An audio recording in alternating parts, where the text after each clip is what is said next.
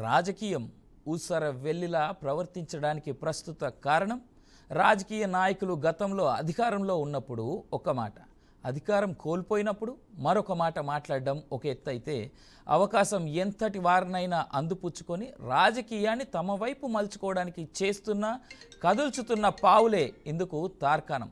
మన కళ్ళతో చెవులతో వినలేని విధంగా చూడలేని విధంగా సోషల్ మీడియాలో ట్రోలింగ్ చేసుకుంటున్న పరిస్థితులు మరింత వేడిని పుట్టిస్తున్నాయి. ఇది ఎక్కడి వరకు దారి తీస్తుందో వేచి చూడాలా లేదా సమస్యలన్నింటికీ పరిష్కారం చూపే దిశగా బీఆర్కే న్యూస్ అందరితో చర్చను ప్రారంభిస్తూ ఉంది.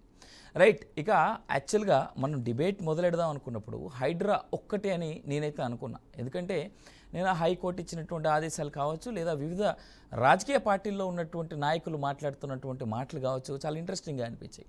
సరే, కానీ ఇందాక సాయంత్రం పూట కొండా సురేఖ మంత్రివర్యులు ఎవరైతే ఉన్నారో ఆవిడ మాట్లాడినటువంటి మాటలు ఏవైతే ఉన్నాయో నాకు తెలిసి రాష్ట్ర వ్యాప్తంగానే కాదు, 2 తెలుగు రాష్ట్రాల్లో చాలా పెద్ద చర్చనీయాంశంగా మారేందుకు ఆస్కారం కూడా కనిపిస్తూ ఉంది. రైట్, ఇక ఇదే అంశంపై మాట్లాడదాం. మనతో పాటు మన ఈ డిబేట్లో ఈ సాయంత్రం పూట జాయిన్ అవుతున్నటువంటి మన ప్యానల్ మెంబర్స్, టీఆర్ఎస్ నుంచి గెల్లు శ్రీనివాస్ గారు జాయిన్ అవుతూ ఉన్నారు, అలాగే అనలిస్ట్ శేషు గారు జాయిన్ అవుతూ ఉన్నారు, బీజేపీ నుంచి కడియం రామచంద్రయ్య గారు, అలాగే కాంగ్రెస్ నుంచి పేట రమేష్ గారు జాయిన్ అవుతూ ఉన్నారు. First of all good evening to the panel. Good evening అండి అందరికీ. రైట్ సార్, చూసాం మనం కేటీఆర్ గారి మాటలు ఇంతకుముందు. ఒక్కసారి ఆయన అధికారంలో ఉన్నప్పుడు ఆయన చేసినటువంటి కామెంట్స్ ఒకసారి ఆ విజువల్ రెడీ అవ్వగా నేను ప్లే చేస్తాను. ప్రస్తుతం సురేఖ గారు చేసినటువంటి కామెంట్స్ని ఫస్ట్ ఆఫ్ ఆల్ మనం కాంగ్రెస్ నుంచే స్టార్ట్ చేద్దాం. పేట రమేష్ గారు ఎలా సమర్థించుకుంటా ఉన్నారు మీరు? హలో, నమస్తే అండి. నమస్తే అండి, రమేష్ గారు మాట్లాడండి. సార్ చెప్పండి సార్. కొండా సురేఖ గారు చేసిన కామెంట్స్ని కాంగ్రెస్ పార్టీ ఏ విధంగా సమర్థించుకుంటుంది? విషయాలన్నీ వ్యక్తిగత విషయాల మీద కొండ సురేఖ గారు మాట్లాడిన దానిలో ఒక నిజాయితీ ఉంది. కేటీఆర్ వాళ్ళకి టిఆర్ఎస్ పార్టీ వాళ్ళకి మాట్లాడే అర్హత లేదు. ఎందుకంటే మనం అన్ని చూసాం మొదటి నుంచి కూడా. వాళ్ళు ఒక కేటీఆర్ గారు అయితే కొన్ని పరిస్థితుల్లో ఎవడు ఆపుతాడో ఆపడు చూద్దామన్న విషయాలు మాట్లాడుతున్నారు. ఇప్పుడు కొన్ని విషయాలు ఎట్లుంటాయంటే, ఈ రోజు కేసీఆర్ మాట్లాడినా కేటీఆర్ మాట్లాడినా వాళ్ళు అయ్యప్ప సొసైటీ కానీ ఇంకా కొన్ని పిల్లల్లో కానీ కొల్లగొట్టే విషయం లోపల వాళ్ళు ఎలాంటి మాటలు మాట్లాడారు అది మన అందరి విషయం.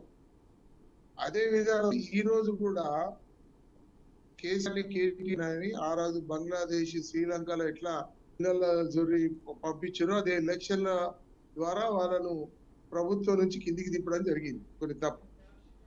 కొండ సురేఖ గారు ఆమె అన్ని విషయాలు కూడా ఒక నిజాయితీ పరురాలు. ఆమె వాస్తవాలు మాట్లాడుతూ తప్పితే ఆమెకు లౌక్య విధానం కాకుండా ఒక మానవ దృక్పథంతో మాట్లాడే విషయాలు అవి. ఆమె మాట్లాడిన విషయాలు, కేటీఆర్ మాట్లాడే విషయాలు ఎలా ఉన్నాయి, ఆమె మాట్లాడిన విషయాలు ఎలా ఉన్నాయి, ఒకసారి మనము 2 కంపేర్ చేసి చూస్తే మనకు గుర్తు పెట్టే పరిస్థితి ఉంటుంది. ఆ రోజు ఎంత ప్రజల మీద ఎలాంటి ఏంటంటే సామాన్య మానవులు సామాన్య జీవితాలు ఈరోజు చాలా ప్రభుత్వం అంటే ప్రజలు, ప్రజలంటే ప్రభుత్వం. ఎవరైనప్పటికీ కూడా ఒక పని చేయాలంటే ఒక ప్రణాళికబద్ధకంగా వాళ్ళకు ఒక విలువనిచ్చి, ఆ ప్రణాళిక విలువనిచ్చి పేదలకు అన్యాయం జరగకుండా పేదలకు మంచి జరగాలనే సదుద్దేశంతో ఈరోజు మా రేవంత్ రెడ్డి గారు కూడా మాట్లాడారు. ఈ రోజు అన్ని గారు సమకూరుస్తాం వాళ్ళకి కూడా సదుపాయాలు. కానీ ఒక మంచి కార్యక్రమం చేసే ముందు ఒక ఓర్పుతోటి పనిచేస్తే ఇలా ఈ రోజు బ్రహ్మాండంగా ఉంటాయి. అయినప్పటికీ కూడా ఒక ప్రణాళిక బద్ధకంగా చేస్తారనే మాట కూడా ఇవ్వడం జరిగింది. ఎందుకంటే ఇక్కడ జరిగే విషయాలు ప్రజలను కాపాడేది ప్రభుత్వము పక్కాగా ఈ ప్రజలకు ఇలాంటి నష్టం జరగకుండా ఆదుకునే పరిస్థితులలో ఒక మంచి కార్యక్రమాన్ని చేయబోతే దానికి ఒక మార్గదర్శకంగా ప్రజలు కూడా వాళ్ళు ఉండి సహకరిస్తారు. అది ఈ రోజు జరుగుతున్న కాంగ్రెస్ పార్టీకి జరుగుతున్న తీరు అది. కానీ కొంతమందికి నష్టం జరిగింది, దాని మీద రెక్టిఫై చేసుకునే పరిస్థితి ఉన్నది. ఆ రోజు కేసీఆర్ వాళ్ళు ఎన్నడూ కూడా రెక్టిఫై చేసే పరిస్థితి లేదు. ఇప్పుడు రేవంత్ రెడ్డి గారు ఒక మంచి కార్యక్రమాన్ని ముందు పెట్టుకున్నారు. ఈ హైదరాబాద్ ను ఒక మంచి నగరంగా తీర్చిదిద్దాలి. కానీ దిద్దుతూ కూడా ప్రజలను కాపాడి చేయాలనేదే అందరి సంకల్పం. ప్రజలకు ఎలాంటి నష్టం వాటిల్లకుండా, ప్రజలకు ఏం కష్టం జరగకుండా, సామాన్య జీవితాలను కాపాడుకుంటూ వాళ్ళ కుటుంబాలను కాపాడి ఒక మార్గదర్శకంగా ఒక మంచి తోవ వారికి కూడా ఎలాంటి ఇబ్బంది కలగకుండా చేయడం అనేది ఆయన కూడా రేవంత్ రెడ్డి గారు ఈ రోజు నిర్ణయం తీసుకున్నారు. దాని మీద అందరూ హర్షిస్తా ఉన్నారు. ఇంకో విషయం ఏంటంటే మాటలు మాట్లాడడం కాదండి, కార్యరూపకంగా చేయడం అనేది చాలా ఇంపార్టెంట్. వీళ్ళు ఆ రైతు బంధు పథకం విషయం తీసుకున్నారు, ఎలాంటి నిర్ణయాలు తీసుకున్నారు అది మీరు చూస్తున్నారు. అదే విధానం లోపల ఆ మన ఈ పాస్బుక్లు రిలీజ్ చేయడం, ధరణి షోలో ఎలాంటి ప్రణాళిక లేదు, ప్రణాళిక బద్ధకం లేదు. ఒక 3 నెలలు ఎంఎంలు కానీ ఆర్ఐలు కానీ ఎంక్వైరీ చేసి ఎవరి భూమి ఎవరిది కథ అని చెప్పి మాట్లాడి తెలుసుకొని చేస్తే ఒక ప్రణాళిక బద్ధకంగా ఉంటుండే. ఆ తప్పు మళ్ళా ఈ కూలగొట్టే విషయంలో కూడా వాళ్ళే చర్య తీసుకున్నారు. ఈరోజు నేను అనేది ఏంటంటే ఇటువంటి చర్యలు కార్యకలాపాలు ఒక మార్గదర్శకంగా భవిష్యత్తు కాలానికి ఎలాంటి ఇబ్బంది కలగకుండా, ప్రజలకు ఇబ్బంది కలగకుండా చేయడం అనేది లక్ష్యంగా పెట్టుకొని కాంగ్రెస్ పార్టీ చేయబోతుంది.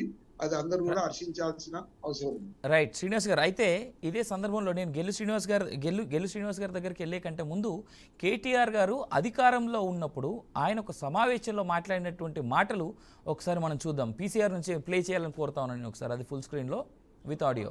మొత్తం కబ్జాలు, దాని మీద ఇల్లు కట్టారు. సో దానివల్ల ఏమైందంటే ఇక్కడ water there was no other way to go but to enter into residential layouts. నిర్దాక్షిణ్యంగా కొట్టిపారేయండి.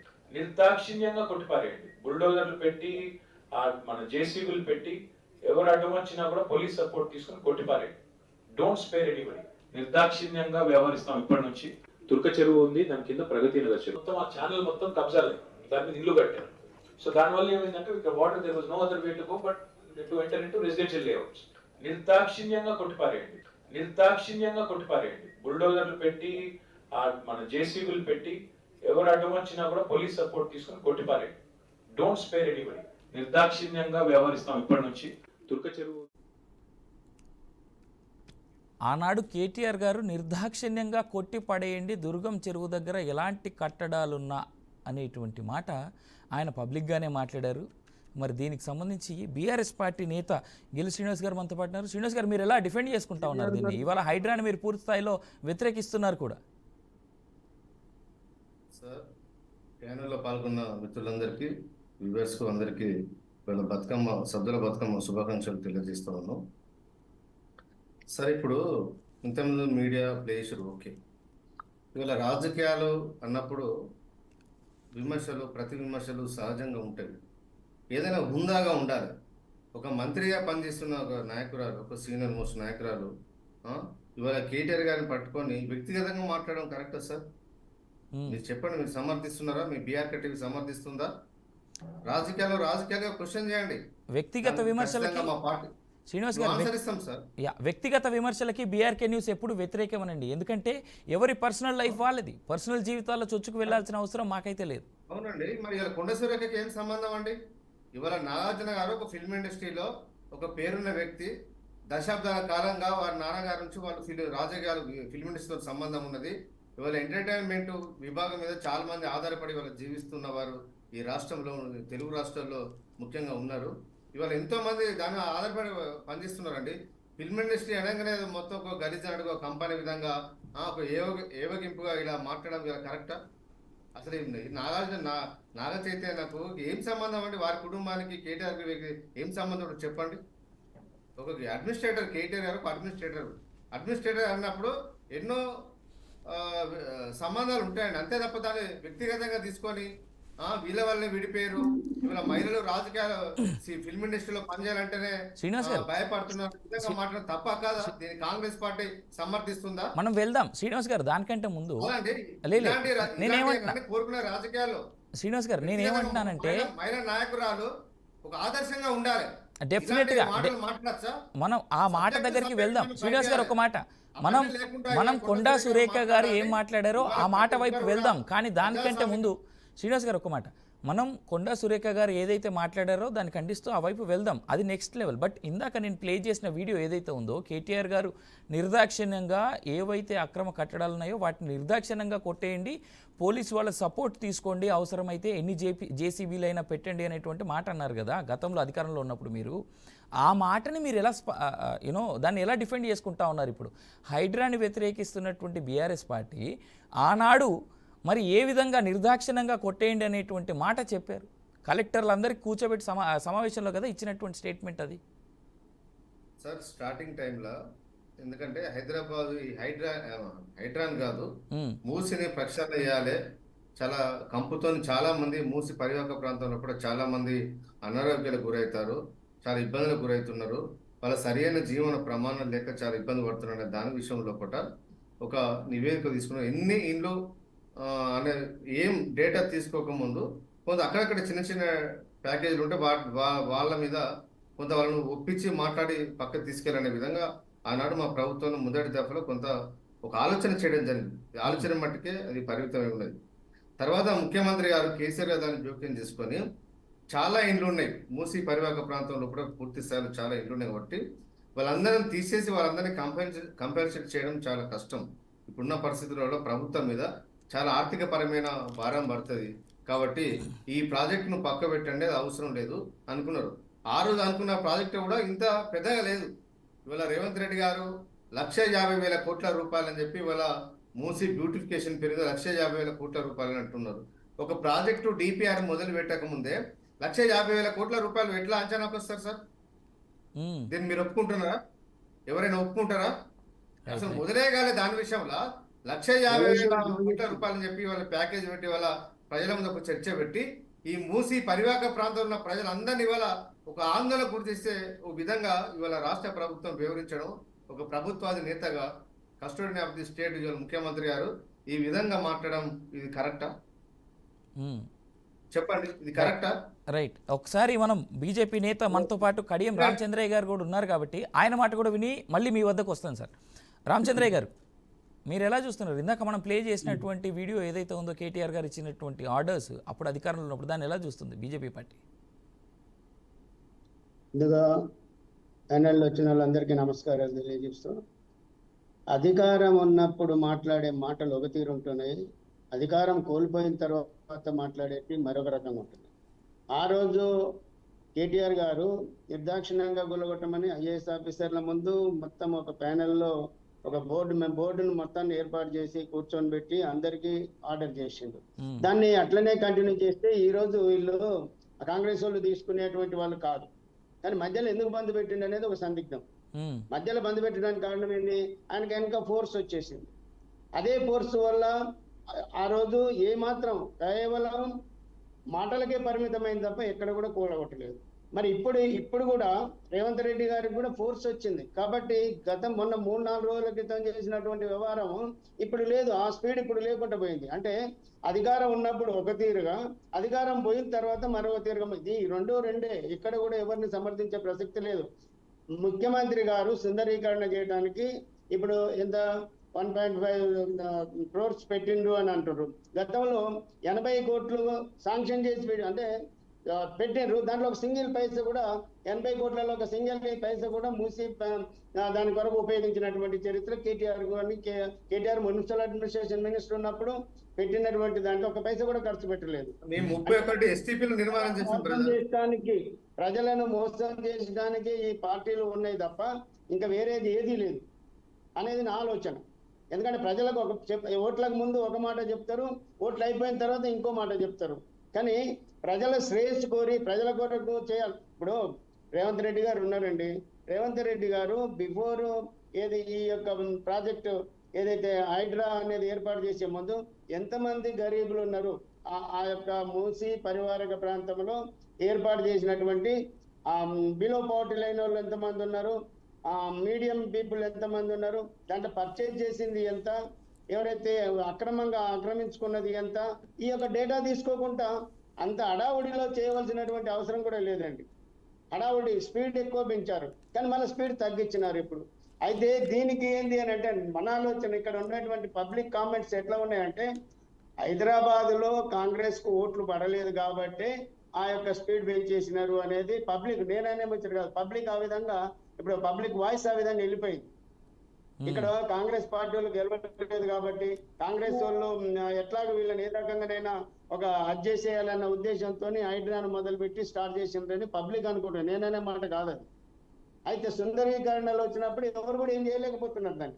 వాస్తవంగా ఈ మూసీ పరివాహక ప్రాంతం అనేది ఎక్కడ ఒకనాడు స్వచ్ఛమైన నీళ్లు తాగేటువంటి ప్రాంతము ఏది, మన గండిపేట చెరువు కానీ లేకపోతే మిగతా చెరువులలో ఎక్కడి నుంచి వస్తుంది ఇది, మన అనంతగిరి కొండలలో నుంచి స్టార్ట్ అయ్యి నల్లగొండ ప్రాంతంలో వాడపల్లి దగ్గర కృష్ణానదిలో కలుస్తుంది. అక్కడ ఒకప్పుడు మనం ఈ ఏట్లే చెరువులలో నీళ్లు తీసుకొని ఊర్లలో ఆ ఏట్ల నీళ్లతో తాగేటువంటి పరిస్థితిని ఈ రోజు కంపు చేసేసి అంటే అక్కడ ఏమైతే మొత్తం మురుగునీళ్ళుగా ప్రవహిస్తుంది, నది అనేది మురుగునీళ్ళుగా ప్రవహిస్తుంది. ఇది గతంలో ఎందుకు ఏర్పాటు చేయలేకపోయినరు? ఇప్పుడున్న వాళ్ళు కూడా దానికి ఓకే చేస్తానంటే స్వాగతిస్తున్నాం, సంతోషపడుతున్నాం. కానీ ఇప్పుడు ఒక్కొక్క గరీబీ కుటుంబాలు అక్కడ ఏర్పాటు చేసినటువంటి ఆ మూసీ పరివాహక ప్రాంతంలో వాళ్ళు వాసనకు, ఆ కంపు వాసనకు, దోమలకు, డెంగ్యూ రోగాలతోని కొంతమంది చనిపోవటం, అట్లాంటి ప్రాంతంలో కూడా వాళ్ళు నివసిస్తున్నారంటే అట్లాంటి జీవితాన్ని ఎక్కడ దిక్కులేక వాళ్ళకి ఎక్కడ కూడా ఉండలేని పరిస్థితులలో ఆ మూసీ ప్రాంతంలో ఉంటుంది తప్ప ఏ మీడియం క్లాస్ అయినా ఎవరైనా కూడా మూసీ ప్రాంతంలో ఉంటారు. అట్లాంటి వాళ్ళని కూడా నిర్దాక్షిణ్యంగా దోషేయమనేటువంటి ఆర్డర్లు ఇప్పుడు ఇక్కడ గత ప్రభుత్వంలో రైట్. రామచంద్ర గారు ఒక మాట, నేను మళ్ళీ మీ దగ్గరికి వస్తాను. మనతో పాటు శేషి గారు కూడా ఉన్నారు కాబట్టి విశ్లేషకులు, ఆయన మాట కూడా ఒకసారి విందాం. ఎందుకంటే మూడు పార్టీలు మాట్లాడుతున్నటువంటి మాటలు విని ఎనలైజ్ చేస్తారనేటువంటి ఇది ఉంది కాబట్టి. శేషి గారు, మీరు ఎలా చూస్తారు ఈ మూడు పార్టీల నుంచి వస్తున్నటువంటి కామెంట్స్ని? తెలంగాణలో కొత్త ప్రభుత్వం అధికారంలోకి వచ్చిన తర్వాత రేవంత్ రెడ్డి ముఖ్యమంత్రిగా బాధ్యతలు చేపట్టిన తర్వాత తరచూ ఒక మాట చెప్తున్నాడు. ఏంటి అని అంటే తెలంగాణ ప్రపంచంతో పోటీ పడాలి అని చెప్తున్నారు. ఎట్లా ప్రపంచంతో పోటీ పడుతుందంటే మిగతా రాష్ట్రాలకు లేనటువంటి అడ్వాంటేజ్ ఒక తెలంగాణకి ఉంది, అది హైదరాబాద్ ఉంది అని చెప్తున్నాడు. కాబట్టి ఆ హైదరాబాద్ బ్రాండ్ ఇమేజ్ ని పెంచాలనేటటువంటి ఉద్దేశంలో భాగంగానే వాళ్ళు ఒక హైడ్రా లాంటి ఒక స్వతంత్ర ఏజెన్సీ ప్రాజెక్ట్ ని తీసుకొచ్చారు. తర్వాత హైదరాబాద్ లో తీవ్రమైనటువంటి సమస్యగా ఉన్నటువంటి మూసీ రివర్ ఫ్రంట్ ప్రక్షాళన చేయాలనుకుంటున్నారు. తర్వాత హైదరాబాద్ ని ఒక 3 జోన్స్ గా విభజించి డెవలప్మెంట్ చేయాలనుకుంటున్నారు. తర్వాత హైదరాబాద్ ది ఫ్యూచర్ ఒక ఫ్యూచర్ స్టేట్ గా చేయాలి అంటే 4th సిటీని డెవలప్ చేయాలనేటటువంటి ఉద్దేశం. అంటే ఈ ప్రాజెక్టులన్నింటినీ చేయటం ద్వారా హైదరాబాద్ కి ఒక డిఫరెంట్ లుక్ తీసుకురావాలి. హైదరాబాద్ ఒక గ్రోత్ పిల్లర్ గా తెలంగాణకు ఉపయోగపడుతుంది. కాబట్టి హైదరాబాద్ తోటి తెలంగాణ స్టేటస్ ని పెంచాలని ఒక ప్రయత్నంలో భాగమే. కాబట్టి ఇప్పుడు హైడ్రా యాక్షన్స్ ఒకవైపు జరుగుతున్నాయి. తర్వాత మూసీ రివర్ ఫ్రంట్ లో ఉన్నటువంటి ఆక్రమణని తొలగించేటటువంటి క్రమాన్ని ఒకటి ప్రారంభించారు. అయితే మీరు ఇందాక ఒక కేటీఆర్ ఒకటి బయట మాత్రమే మీరు చూపించారు, ఆక్రమణలన్నీ నిర్దాక్షిణ్యంగా తొలగించండి అనేటటువంటి మాట. దానికంటే ముందు 2014లో కేసీఆర్ అధికారంలోకి వచ్చిన తర్వాత ఒక ప్రకటన చేసినటువంటి వీడియో కూడా పెద్ద ఎత్తున వైరల్ అవుతుంది. హైదరాబాద్ లో 28,000 అక్రమ కట్టడాలు ఉన్నాయి, వాటన్నిటిని పూర్తి స్థాయిలో తొలగిస్తాము. ఎవరైనా ఇంకా ఎఫ్టీఎల్ లో కానీ బఫర్ జోన్ లో కానీ ఆస్తులు కొనొద్దు, కొంటే మీరు నష్టపోతారు అనేటటువంటి వీడియోను కూడా మనం చూసాం. కానీ ఒక మూసీ రివర్ ఫ్రంట్ ఎక్కడో సౌండ్ వస్తుందండి. మీరు మాట్లాడండి, మీరు మాట్లాడండి శేషి గారు, మీరు మాట్లాడండి. మూసీ రివర్ ఫ్రంట్ ని ప్రక్షాళన చేస్తామనేది ఇప్పుడు కొత్తగా వచ్చినటువంటి కాంగ్రెస్ ప్రభుత్వము హామీ ఇచ్చింది కాదండి. గత 3 దశాబ్దాలుగా ఎప్పుడు హైదరాబాద్ లో గాని, తెలంగాణ రాష్ట్రంలో గాని, ఉమ్మడి ఆంధ్రప్రదేశ్ లో గాని ఎన్నికలు జరిగినప్పుడు హైదరాబాద్ ప్రజలకు పార్టీలు ఇచ్చినటువంటి హామీ ఏంటి అంటే మూసీని ప్రక్షాళన చేస్తాము అనేటటువంటి ఒక హామీ ఇచ్చారు. మీరు ఇవాళ హైదరాబాద్ ఎదుర్కొంటున్నటువంటి సమస్యల్లో ప్రధానమైంది ఒకటి కాలుష్యం. ఆ కాలుష్యము పెద్ద ఎత్తున మూసీ రివర్ ఫ్రంట్ ద్వారా జరుగుతుంది. హైదరాబాద్ ని కాలుష్యం కోరల నుంచి బయటపడేయాలంటే మూసీ రివర్ ఫ్రంట్ ప్రక్షాళన చేయాలి. రెండో సమస్య ఏంటి అంటే చిన్నపాటి తేలికపాటి వర్షం పడ్డా గానీ హైదరాబాద్ నగరం మునిగిపోతుంది. కాబట్టి వరద ముంపు నుండి గురి కాకుండా హైదరాబాద్ నగరాన్ని కాపాడాలంటే హైడ్రా లాంటి ఒక స్వతంత్ర ఏజెన్సీ ఈ నదులు కుంటల ప్రక్షాళన చేయాల్సినటువంటి అవసరం ఉంది. కాబట్టి ఈ 2 ప్రాజెక్ట్స్ తోటి తెలంగాణ రాష్ట్ర ప్రభుత్వం ముందుకు పోతున్నట్లుగా మనకు కనపడుతుంది. అయితే మీరు చూడండి, ఎన్ కన్వెన్షన్ లాంటి ఒక అక్రమ కట్టడాన్ని తొలగించినప్పుడు ప్రజలందరూ సంతోషించారు, దాన్ని ఆహ్వానించారు, ఆ తొలగింపులను ఆహ్వానించారు. ఎందుకంటే ఎన్ కన్వెన్షన్ లాంటి ఒక అక్రమ కట్టడం బిజినెస్ కాబట్టి దాన్ని ఆహ్వానించారు. కానీ ఎప్పుడైతే Musi river front, river bed లో ఉన్నటువంటి ఆక్రమణని తొలగించడానికి ప్రయత్నం చేస్తున్నారో, ముఖ్యంగా FTL లో ఉన్నటువంటి ఆక్రమణను తొలగించడానికి ప్రయత్నం చేస్తున్నారో ప్రజల నుంచి వ్యతిరేకత వ్యక్తమవుతుంది. ఎందుకు అంటే ఆ మూసీ రివర్ ఫ్రంట్ FTL లో రివర్ బెడ్ లో ఉన్నటువంటి ఇళ్లన్నీ కూడా పేదలు, మధ్యతరగతి వాళ్ళు కట్టుకున్నటువంటి ఇళ్ళు.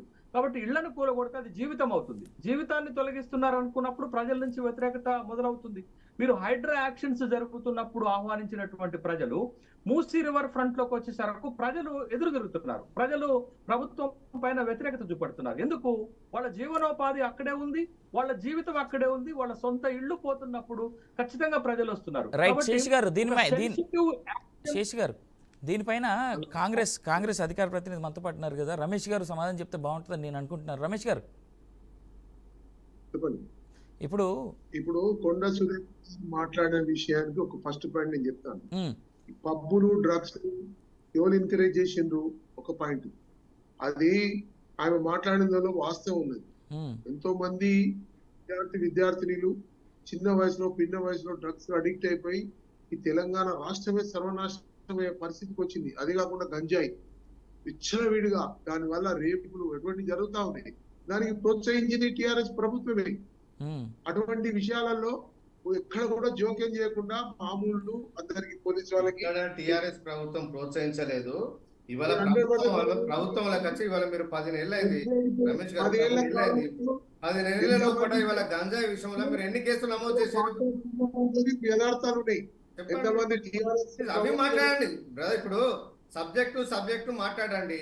కానీ ఇవాళ నాగార్జున కుటుంబం గురించి వ్యక్తిగతంగా మాట్లాడడం మీరు సమర్థిస్తున్నారా? చెప్పండి. అది చాలా వద్దంటున్నాయి. కేటీఆర్ సమర్థిస్తున్నారు చెప్పండి. కాంగ్రెస్ పార్టీ సమర్థిస్తుందా చెప్పండి. నేను ఒక విషయం చెప్తా బ్రదర్.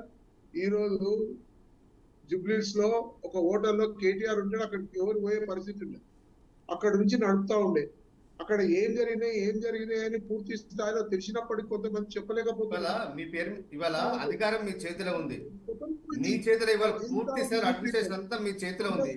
మీరు ఏమంటే చర్యలు తీసుకోండి. కానీ ఈ రకంగా వ్యక్తిగతంగా చిల్లరగా ఒక మంత్రి స్థాయిలో ఉన్న వ్యక్తి మాట్లాడడాన్ని మీరు యాజ్ ఏ కాంగ్రెస్ పార్టీ ప్రతినిధిగా మీరు సమర్థిస్తున్నారని చెప్పండి. మోడీ అని ప్రధానమంత్రి మోడీ సంగతి పక్కబెట్టు బ్రదర్. ఇవాళ కొండ సురేఖ గారు మాట్లాడిన విషయాన్ని మీరు సమర్థిస్తున్నారా చెప్పండి, లేదా కట్టుబడున్నారా చెప్పండి. ఏదో ఒకటి. ఆ సంప్రదాయం వచ్చింది. ఇష్టం వచ్చినట్టు కాంగ్రెస్ వాళ్ళు పుట్టింది లేదు. ఎప్పటి నుంచి కూడా ఒక ప్రాధాన్యత, ఒక అపోనెంట్ కూడా ధర్నా చేసుకునేది, మాట్లాడే హక్కు అన్ని కూడా ఇచ్చింది కాంగ్రెస్. లేదు, ధర్నా చేసే హక్కు లేదు. కొండ సురేఖ గారు ఇవాళ చేసిన కామెంట్ మీద ఇవాళ మీ స్టేట్మెంట్ ఏందో చెప్పండి. ఇవాళ కాంగ్రెస్ పార్టీ స్టాండ్ ఏందో చెప్పండి. మళ్ళీ మీరు అడ్డకి పోతున్నారు. డ్రగ్స్ అంటారు, ఓసారి ఇవ్వ అంటారు, అవ్వ అంటారు, మాట్లాడే స్వేచ్ఛ అంటారు. ఇది కాదు కదా ప్రాజెక్టు. రమేష్ గారు, మీరు ఒక మాట రమేష్ గారు ఒక మాట, గెల్లు శ్రీనివాస్ గారు అడుగుతున్న దానికి నిజంగానే వాస్తవానికి సమాధానం చెప్పాల్సినటువంటి బాధ్యత కాంగ్రెస్ పార్టీ మీద లేదా? ఆయన చాలా క్లియర్ గా అడుగుతా ఉన్నారు కదా. రమేష్ గారు చాలా క్లియర్ గా అడుగుతా ఉన్నారు. చెప్పాను, ఆమె మాట్లాడిందో 100% వాస్తవాలు ఉన్నాయి, లేదని కాదు. ఆమె నిజాయితీ ఉంది, ఆమె మాట్లాడేదాలో వాస్తవాలు. అంటే సురేఖ గారు మాట్లాడిన ప్రతి మాటను మీరు సమర్థిస్తున్నారా కాంగ్రెస్ పార్టీ? 100% అండి. కొండ సురేఖ గారు ఆమె మాట్లాడిన దానిలో డ్రగ్స్, పబ్బులు, గిప్పులు ప్రోత్సహించింది వీలే కదా. అదొక్కటే కాదండి, ఆవిడ నాగార్జున గారి కుటుంబం మీద, అలాగే చాలా మంది ఆడపిల్లలు, సినిమా ఇండస్ట్రీలో ఉన్నటువంటి ఆడపిల్లల మీద కూడా కామెంట్ చేశారు. దాన్ని కూడా సమర్థిస్తున్నారా అయితే కాంగ్రెస్ పార్టీ? ఏంటండి? కొండా సురేఖ గారు మాట్లాడుతూ మంత్రివర్యులు నాగార్జున గారి కుటుంబం పైన, అలాగే మిగిలినటువంటి కొంతమంది హీరోయిన్స్ పైన కూడా కామెంట్స్ చేశారు. దాన్ని కూడా సమర్థిస్తుందా కాంగ్రెస్ పార్టీ? ప్రజలు అనుకుంటున్నారండి ఆ వాస్తవాన్ని. కొంతమంది అంటున్నారు, చాలా మంది పేపర్లో కూడా వచ్చింది, కొన్ని టీవీలలో కూడా వచ్చినాయి. అవన్నీ వాస్తవాలని ఎట్లా మనం ఇలా చూస్తాం, అవి వీడియోలు పెడితే కనబడుతుండే. అది ప్రజలలో పేపర్లలో వచ్చింది కాబట్టి మాట్లాడింది ఆమె. దానిలో తప్పేమున్నది? అలా ఉన్న వాస్తవాలను మాట్లాడింది. రెండవ విషయం, ఆ బ్రదర్ అడ్డీడు ఈ మూసీ నది ప్రక్షాళన విషయంలో కూడా అదే ఆరోగ్యపరమైన విషయాలు హైదరాబాద్కి ఎఫెక్టివ్ అనేది, దాని మీద ప్రక్షాళన డబ్బు పెట్టింది. అది యువ వైదిక ప్రాజెక్టుకు పూర్తి స్థాయిలో అభివృద్ధి విషయంలో కూడా అప్పుడు ఖర్చు పెట్టే పరిస్థితి. అప్పుడు ఏదైనా తప్పు జరిగినా తప్పిదాలు జరిగితే కాళేశ్వరం ప్రాజెక్టు మీద తప్పిదాలు చూడలేదా? ఎంత మోసం, ఎంత దగ, లక్షల కోట్లు ఈరోజు ప్రభుత్వానికి ఎంత నష్టం జరిగింది, అది లాభం ఎంత? ఆ ప్రణాళిక లేకుండా అభివృద్ధి జరుగుతుందా లేదా, ఎంత ఖర్చు అవుతుంది, ఎంత లాభం వస్తుంది, దాని మీద ఒక ప్రణాళిక లేదు, ఒక రూపం లేదు, ఏది పడితే అది చేయడమే. ఈరోజు ఎన్ని ఇలాంటి జరిగిన టిఆర్ఎస్ ఆధ్వర్యంలో. నాగార్జున చేసినటువంటి కామెంట్స్ కూడా ఎక్స్ వేదికగా మనం చూస్తూ ఉన్నాం. మీరు కావాలంటే మీ ప్రత్యర్థులను ఏమైనా అనుకోండి, కానీ మా ఫ్యామిలీల జోలికి రావద్దు అంటే ఆయన క్లియర్గా చెప్తా ఉన్నారు. రైట్. అయితే ఇదే అంశంలో హీరోయిన్ల యొక్క ఫోన్లు కూడా ట్యాప్ చేశారనేటువంటి మాట మంత్రి కొండా సురేఖ గారు అనడం జరిగింది. అంటే ఫోన్ ట్యాపింగ్ అంశం ఓవైపు కోర్టు పరిధిలో ఉండగా ఇలాంటి వార్త రావడం, లేదా ఇలాంటి మాట సురేఖ గారు అనడం ఎంతవరకు కరెక్ట్ అనేటువంటి అంశం ఆవిడపైన వదిలేద్దాం, ప్రస్తుతానికి ఆ కాంగ్రెస్ పార్టీ పైన వదిలేద్దాం. రైట్. దీనిపైన స్పందన గెలు శ్రీనివాస్ గారి దగ్గర నుంచి విందాం. శ్రీనివాస్ గారు, మీరు ఎలా చూస్తూ ఉన్నారు? అసలు ఇంత జరుగుతూ ఉన్నా ఇప్పటికే కాంగ్రెస్ అధికారంలోకి వచ్చినప్పటి నుంచి బీఆర్ఎస్ పార్టీ పైన చాలా రకాలైనటువంటి అభండాలనొచ్చు, లేదా కొంతవరకు వాస్తవాలని కూడా అంటా ఉన్నారు. మరి దీన్ని ఎలా చూస్తుంది అసలు బీఆర్ఎస్ పార్టీ? ఎలా చూస్తే మీరు ఎలా చూస్తున్నారు పర్సనల్గా? సార్, అబ్బాండ ఇవాళ ప్రభుత్వం వాళ్ళ చేతుల్లో సార్. ఇవాళ ఫోన్ ట్యాపింగ్ అయినా ఏదైనా చేసుకునే అధికారం ఇవాళ ప్రభుత్వం అనుకున్నది. స్టేట్ గవర్నమెంట్, సెంట్రల్ గవర్నమెంట్, వాళ్ళు ఎవరితోనైనా ఏ ఏజెన్సీతోనైనా ఎంక్వైరీ చేయించుకునే అధికారం వాళ్ళకు ఉన్నది. ఉండగా ఇవాళ ఈ రకమైన ఆరోపణలు కొండ సురేఖ చేయడం కరెక్టా? తేల్చిరా? ఏదైనా ఏజెన్సీ తేల్చిందా? కేటీఆర్ గారు ఫోన్ ట్యాపింగ్ చేసారు హీరోయిన్ అని చెప్పి ఏదైనా ఏజెన్సీ నివేదిక ఇచ్చి బయట పెట్టిందా? చెప్పండి. కోర్టుకి మాట్లాడడానికి అధికారులు తెలుసాలే, కోర్టులు ఒప్పుకోవాలి. ఏది పడితే అది మాట్లాడి వ్యక్తిగతంగా కుటుంబాలను బయటకు లాగి కాంగ్రెస్ పార్టీ నాయకులకు వ్యక్తిగతంగా ఆరోపణలు చేయడం మీకు ఈజీ కావచ్చు, కానీ సభ్య సమాజం అది వేరే రాంగ్ మెసేజ్ అవుతుంది. రాజకీయ పార్టీలు అన్నప్పుడు, నాయకులు అన్నప్పుడు ఒక ఆదర్శం ఉండాలి. ఆదర్శంగా ఉన్నారా మీ పార్టీ? అనేది వాస్తవము. అరే చెప్తావు, నేనెట్లా చెప్తా, మీరు ఎట్లా చెప్తా చెప్పండి. తేల్చగలుగుతా చెప్పండి. ఏమంటున్నా? ఏజెన్సీలు ప్రభుత్వం తెలుస్తుంది, ప్రభుత్వం తేల్చిందా? నివేదిక బయట పెట్టిందా? అవన్నీ ఏమీ లేకుండా అడిగిన లీడర్ల మీద, గత ప్రభుత్వం మీద ఫోన్ ట్యాపింగ్ చేసిరని చెప్పి ప్రజల్లోకి చర్చ రాకుండా వేసే ఒక ఎత్తుగడ, డైవర్ట్ చేసే ఒక ఎత్తుగడ తప్ప మీ దగ్గర క్లారిటీ లేదు. ప్రజలకు ఇచ్చిన హామీలు ఇవన్నీ పక్కకు వాళ్ళు కొద్ది రోజులు ఫోన్ ట్యాపింగ్ అని, కొద్ది రోజులు హైడ్రా అని చెప్పి, కొద్ది రోజులు అని చెప్పి ఇవాళ ప్రజలను భయభ్రాంతులకు గురి చేయడానికి ఇవాళ రాజకీయ పార్టీ నాయకుల మీద, బీఆర్ఎస్ పార్టీ నాయకుల మీద వ్యక్తిగతంగా ఆరోపణలు దిగడం అనేది చాలా దుర్మార్గం. ఇవాళ తెలంగాణ ప్రజలు ఎవరు అమాయకులు కాదు. ఇవాళ సభ్య సమాజంలో మేధావులు అందరూ కూడా గమనిస్తా ఉన్నారు. మీ పార్టీ విధానాన్ని, మీ నాయకుల విధానాన్ని ప్రజలు గమనిస్తా ఉన్నారు. ఎవరేం మాట్లాడదు, ఎవరేం చేసినా మాట్లాడు. పోలీసులు ఎట్లా అరెస్ట్ అయినరు, ఎందుకైనా? మరి నువ్వు కానూన్ ప్రకారము, మన కాన్స్టిట్యూషన్ ప్రకారము ట్యాపింగ్ చేయొచ్చు నువ్వు మాట్లాడుతున్నావు కదా. వాళ్ళు తెలుసుకోండి, వాళ్ళు బాధ్యులు, మేము కాదు కదా. ఇవాళ గుడ్డోలేం కాదు, గ్రహిస్తున్నారు ఎవరి వల్ల ట్యాపింగ్ జరిగింది, నక్సలైట్లు చేయద్దా అనేది డిపార్ట్మెంట్ కేంద్ర ప్రభుత్వం ఇచ్చే డైరెక్షన్ లో కూడా, సెంట్రల్ హోమ్ మినిస్టర్ ఇచ్చే డైరెక్షన్ ప్రకారం వాళ్ళు పనిచేసుకుంటారు. వాళ్ళు పర్మిషన్ తీసుకుంటే ఎవరైనా అది నాయకునికి సంబంధం ఉండదు. ఈ రోజున మీ ముఖ్యమంత్రి కూడా దాని మీద సంబంధం ఉండదు. వాళ్ళ పని వాళ్ళు చేసుకుంటారు. అవసరం ఉన్నప్పుడు ప్రజా ప్రయోజనాలకు ఏదైనా భద్రత అవసరం ఉంటే వాళ్ళు తెలుసుకుంటారు. కానీ వాళ్ళ మీద వ్యక్తిగతంగా ఆరోపణలు చేయడం అనేది చాలా తప్పది. ఎవరు తేల్చలేదు ఫోన్ ట్యాపింగ్ అనే దాని మీద. ఇవాళ మా పార్టీని, మా నాయకులను బదనం చేసి రాజకీయ పబ్బం కట్టుకోవాలని మీరు చూస్తే తెలంగాణ ప్రజలు ఎవరు అమాయకులు కాదు. మీరు ఇచ్చిన హామీలు ఏందో నెరవేర్చండి. గెలు శ్రీనివాస్ గారు, శ్రీనివాస్ గారు నాకు మాట ఉంది, నాకు ప్రశ్న ఉంది ఇక్కడ. గెలు శ్రీనివాస్ గారు, గెలు శ్రీనివాస్ గారు నాకు ప్రశ్న ఉంది. రమేష్ గారు ఒక్క నిమిషం, రమేష్ గారు ఒక్క నిమిషం, రమేష్ గారు ఒక్క నిమిషం, శ్రీనివాస్ గారు అలాగే ఒక్క నిమిషం, శ్రీనివాస్ గారు ఒక్క నిమిషం, రమేష్ గారు ఒక్క నిమిషం, రమేష్ గారు ఒక్క నిమిషం. రామచంద్రయ్య గారు, నాకు మీ వైపు నేను ఒక సూటి ప్రశ్న వేస్తా ఉన్నా. ఇది హైకోర్టులో ఉన్నటువంటి మాట. హైకోర్టుకి సెంట్రల్ గవర్నమెంట్ కూడా ఒక మాట చెప్పడం జరిగింది. ఇది మీరు తేల్చండి, మా అవసరం అయినప్పుడు మాత్రమే మేము దీంట్లో ఇన్వాల్వ్ అవుతాం అనేటువంటి మాట బీజేపీ పార్టీ అధికారంలో కేంద్రంలో ఉన్నటువంటి పార్టీ ఓ మాట చెప్పింది. అయితే సుమోటగా తీసుకోవాల్సినటువంటి బాధ్యత బీజేపీ పైన లేదా?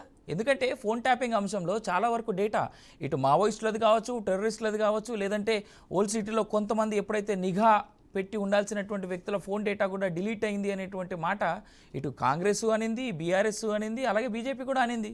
మరి దీనిపైన బీజేపీ కేంద్రంలో ఉన్నటువంటి వాళ్ళు ఎందుకు అంత మౌనం వహిస్తూ ఉన్నారు? దేనికైనా ఒక ఏజెన్సీ అనేది ఉంటుంది. ఇప్పుడు స్టేట్ గవర్నమెంట్లో కానీ సెంట్రల్ గవర్నమెంట్లో కానీ ఏజెన్సీ అనేది ఉంటుంది. ఏజెన్సీ అంటే సిబిఐది, ఏసీబీ, తర్వాత రకరకాలటువంటి ఏజెన్సీస్ ఉంటాయి. ఎవరి పని వాళ్ళు చేయాలి. కానీ చట్టాన్ని ఒక పార్టీ, ఏ పార్టీ అయినా కానీ, కాంగ్రెస్ ఉండొచ్చు, బీజేపీ ఉండొచ్చు, ఇంకా వేరే ఇంకా ఏ బీఆర్ఎస్ ఉండొచ్చు, ఏదైనా ఉండొచ్చు, చట్టం తన పని తాను చేసుకుంటూ పోతుంది. కానీ పార్టీ పరంగా యాక్షన్ తీసుకోని చెప్పడం అంత అవివేకం ఇంకెక్కడ కూడా ఉండదు.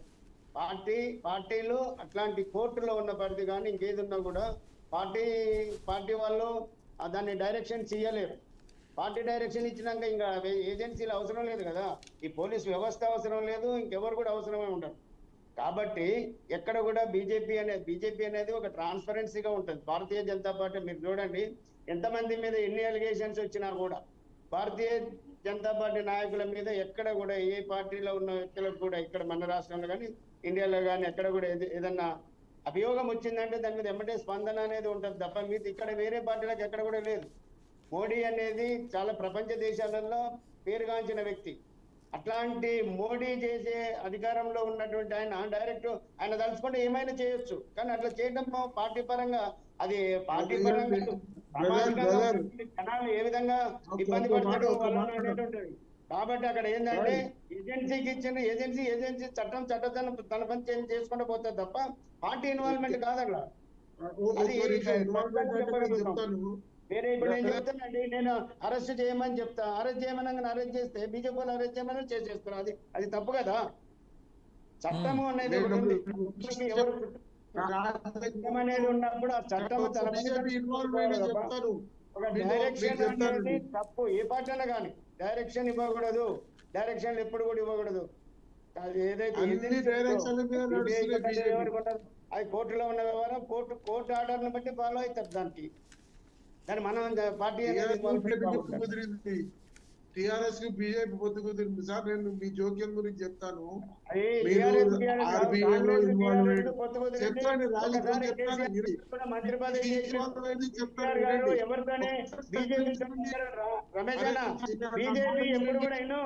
బీజేపీ ఎప్పుడు కూడా పొత్తు పెట్టుకోలేదు. గతంలో కేసీఆర్ కాంగ్రెస్ పార్టీ సోనియా గాంధీ ఆధ్వర్యంలో ఆయన మంత్రి పదవి ఎవరు ఓడరేవులు ఇచ్చిండ్రు, తర్వాత ఆయన మున్సిపల్ అడ్మినిస్ట్రేషన్ ఇచ్చిండ్రు.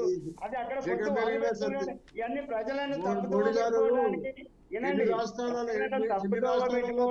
మాట్లాడే మాటలు తప్ప బీజేపీ ఒకటి అనేది అది ఎప్పుడైనా కూడా నేను ఒకటి చెప్తాను, దానికి ఎవిడెన్స్ ఉండాలి. ఎక్కడ అనేది ఉట్టి మాటలు కాదు. నేను ఎవిడెన్స్ చెప్తాను. మంత్రి పదవిని సెంట్రల్ గవర్నమెంట్ లో కాంగ్రెస్ తో పొత్తు పెట్టుకున్నారు. అప్పటి నుంచి ఇప్పటిదాకా పొత్తు నడుస్తుంది. కానీ మాకు ఎక్కడ కూడా ఎవిడెన్స్ ఒక్కసారి చెప్పండి, ఒక్క హెచ్చరిక లేదు. కానీ ప్రజలను మోసం చేసి ఓట్లు వేయించుకోండి. ప్రజలకు మోసం చేసింది బీజేపీ టీఆర్ఎస్ ఒకటి అని చెప్పి మొత్తం కూడా ప్రజలను తప్పుతో పట్టించి మీరు అధికారంలోనికి వచ్చిండ్రు, అభియోగాలు చేసిండ్రు. 2500 రూపాయలు ప్రతి మహిళలకు ఇస్తానన్నారు. ఎక్కడ ఇచ్చిండ్రన్నా? ఇప్పుడు అడగరాని బస్సులకు ఫ్రీ అడిగిండ్రా? బస్సులను మీ మేనిఫెస్టోలో బస్సులు ఫ్రీ పెడతానన్నారా? అది లేదు. వాళ్ళకి ఇస్తానన్న రైతులకు ఏది రైతు అది ఇస్తున్నారు, కౌలు రైతులకు 15,000 రూపాయలు ఇస్తాను, 12,000 ఇస్తానన్నారు. వీళ్ళకు 15 ఎన్ని 6 పథకాలలో 1,00,000 అబద్ధాలు ఉన్నాయి. మీరు అబద్ధాలు ఆడే అధికారంలో భారతీయ జనతా పార్టీని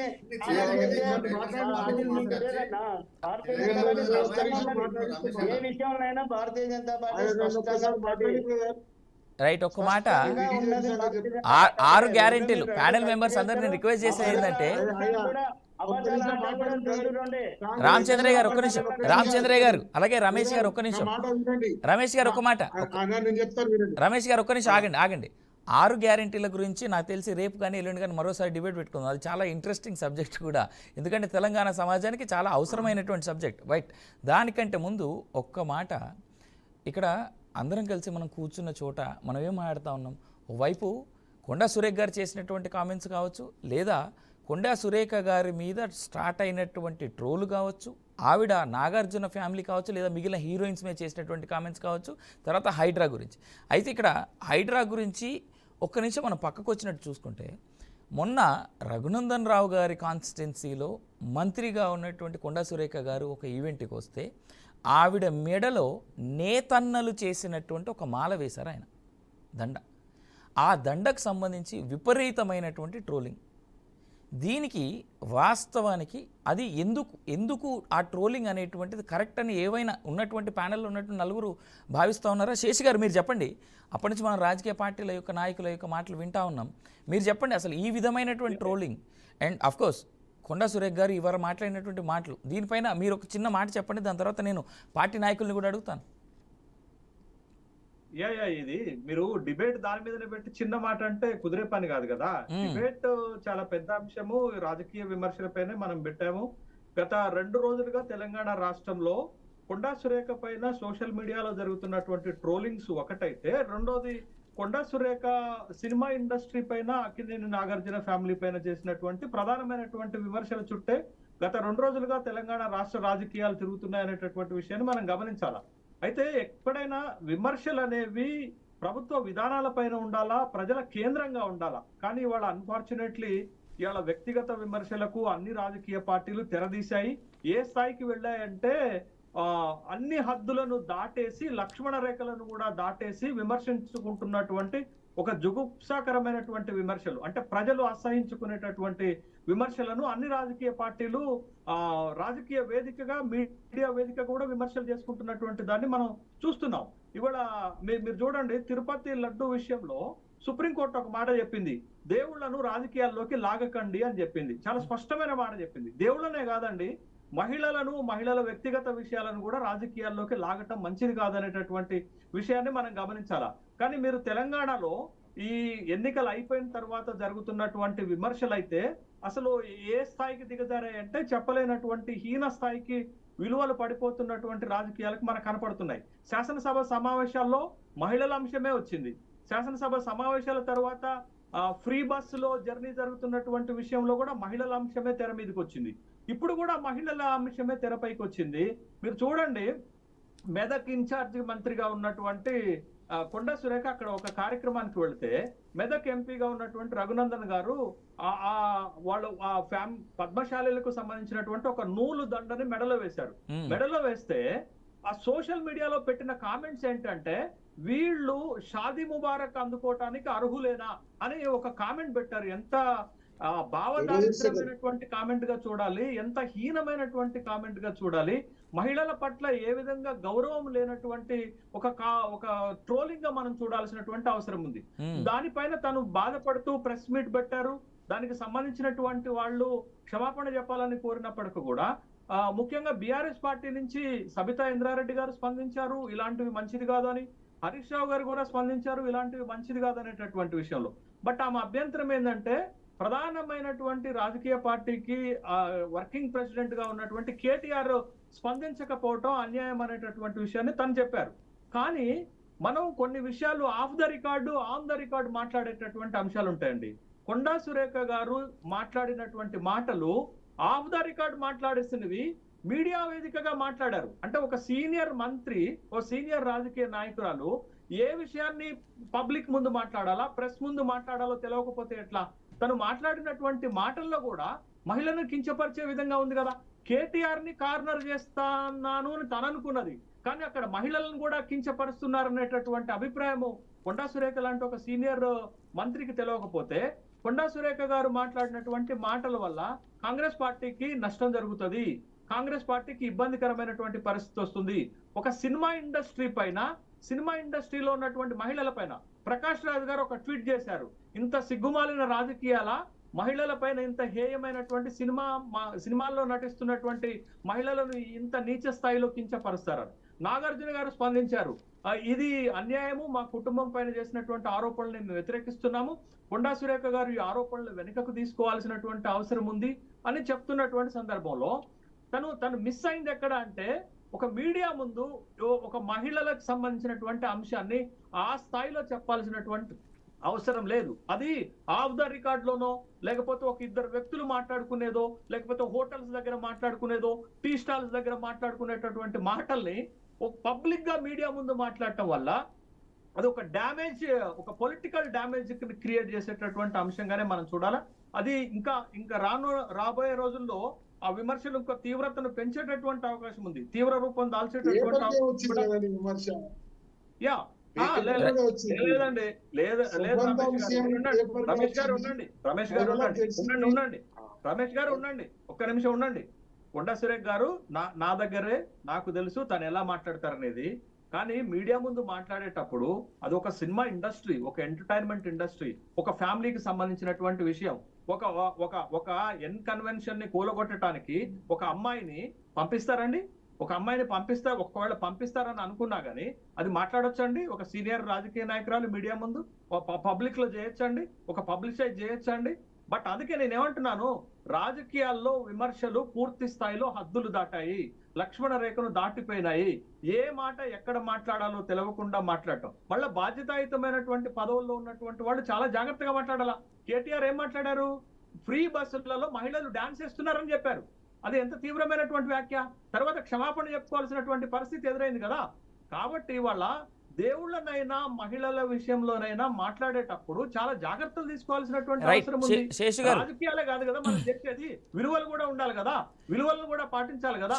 మాట్లాడేటప్పుడు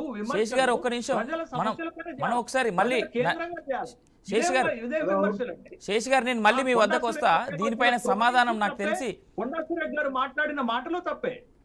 శేష్ గారు దీనిపైన సమాధానం, ఎందుకంటే బీజేపీ నాయకులు అలాగే కాంగ్రెస్ నాయకుల మధ్యలో జరిగినటువంటి ఏదైతే నేతన్నలు ఇచ్చినటువంటి దండకు సంబంధించినటువంటి కార్యక్రమం ఉందో, లేదా అక్కడ ఇన్ఛార్జ్ మంత్రి ప్లస్ ఇన్ఛార్జ్ నాయకులు ఇద్దరి మధ్యలో ఆ ఈవెంట్లో జరిగినటువంటి ఈవెంట్ గురించి నాకు తెలిసి బీజేపీ నుంచి ఉన్నటువంటి రామచంద్రయ్య గారు కూడా దానికి అసలు బీజేపీ ఏ విధంగా చూసిందనేటువంటి విషయాన్ని ఆయన కూడా ఒక చిన్న ఎక్స్ప్లెనేషన్ ఇస్తే బాగుంటుందని నేను అనుకుంటున్నాను. రామచంద్రయ్య గారు, అసలు ఆ ఇన్సిడెంట్ని కానీ ఆ తర్వాత జరిగినటువంటి పరిణామాలు కానీ రఘునందన్ రావు గారు కూడా చాలా సీరియస్గానే రియాక్ట్ అయ్యారు. దానిపైన మీరు ఎలా చూస్తున్నారు? అసలు బీజేపీ పార్టీ ఎట్లా చూస్తుంది? వాస్తవం చెప్పాలంటే ఇప్పుడు గౌరవప్రదంగా మంత్రి గారు విజిటింగ్ కానీ లేకపోతే అధికారికంగా ప్రోగ్రాంకు వచ్చినప్పుడు అది నేతన్నలు చేసినటువంటిది ప్రతి ఒక్కరు మనం బట్టలు కట్టుకుంటున్నాం. బట్టలు వస్త్రాలు లేకుండా ఉండేటువంటి మనిషి ఎవరు ఉంటారు. వాళ్ళ కోరిక ఏముందంటే మంత్రి గారికి ఒక నిదర్శన, మంత్రి గారికి మంచి ఆదర్శప్రాయంగా ఉండేటువంటి ఆలోచనతో వాళ్ళు తీసుకొచ్చారు. దాన్ని అక్కడ ఉన్నటువంటి ఉన్నారు కాబట్టి ఎంపీ గారి సమక్షంలో చేసిండ్రు. దాన్ని వేరే విధంగా ట్విట్ అయితే ఎవరైతే చేశారో వాళ్ళంత మూర్ఖులు ఎవరు లేరు, ఉండకూడదు.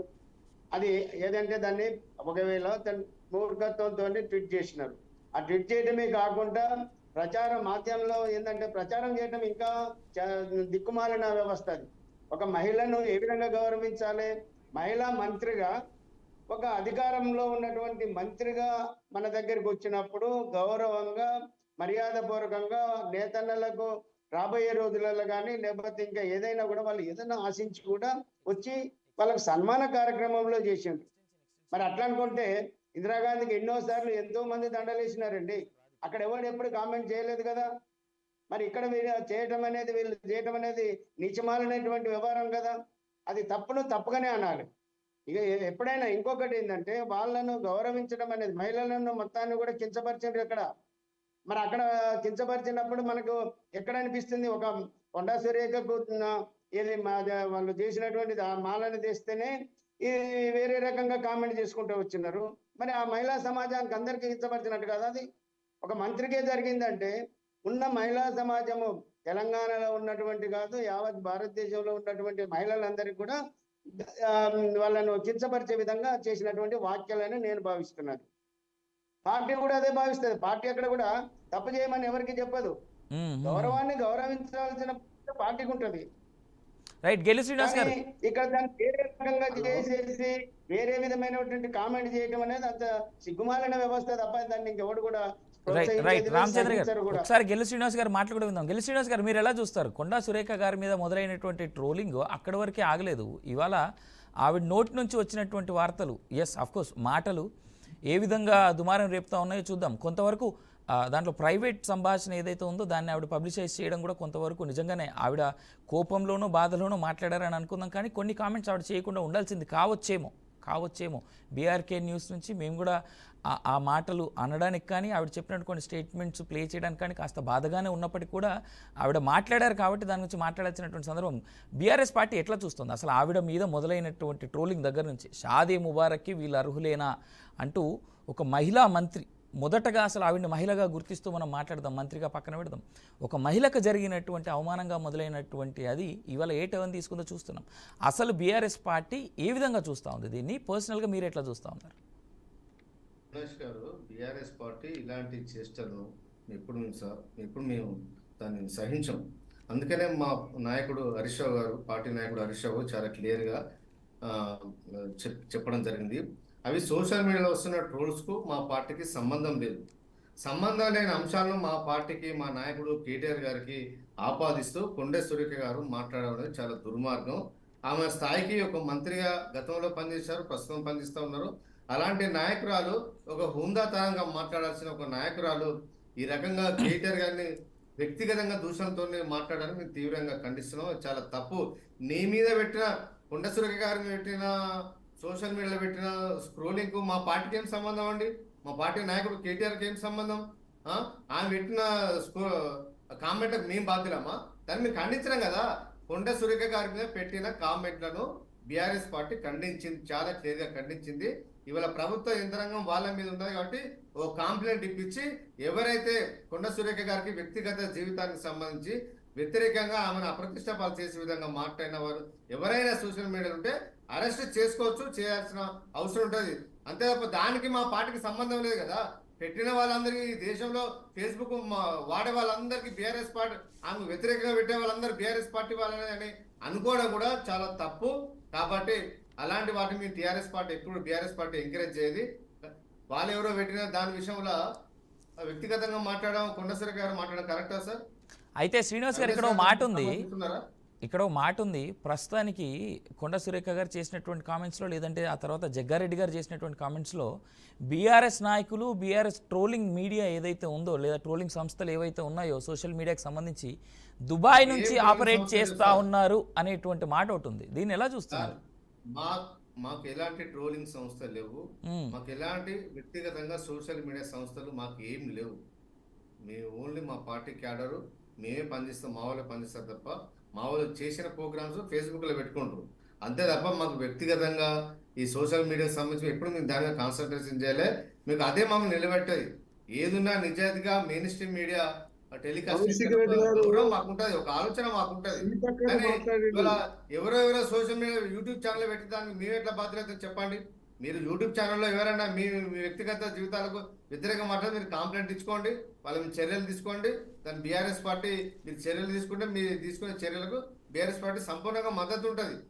అంతే వాళ్ళు అంటే కామెంట్లకు మేము బాధ్యులం కాదు, మేము వాటిని సమర్థించాం అని చెప్పి మీ మీద ఏమైనా కామెంట్స్ పెడితే వ్యక్తిగతంగా మీరు ఒక ఆర్డినరీ వ్యక్తి కాదు కదా. ఒక సోషల్ మీడియాలో పంచే ఒక కాంగ్రెస్ పార్టీ ఒక మామూలు ఒక సోషల్ మీడియా పనిచేసే కార్యకర్త కాదు కదా కొండ సురేఖ గారు. ఒక రాష్ట్రానికి ఇవాళ మంత్రిగా పనిచేస్తున్న ఒక నాయకురాలు ఇవాళ ఒక మా పార్టీ వర్కింగ్ ప్రెసిడెంట్ కేటీఆర్ గారి మీద వ్యక్తిగతంగా మాట్లాడుతున్నారు. వ్యక్తిగతంగా మాట్లాడడం కరెక్టా సార్?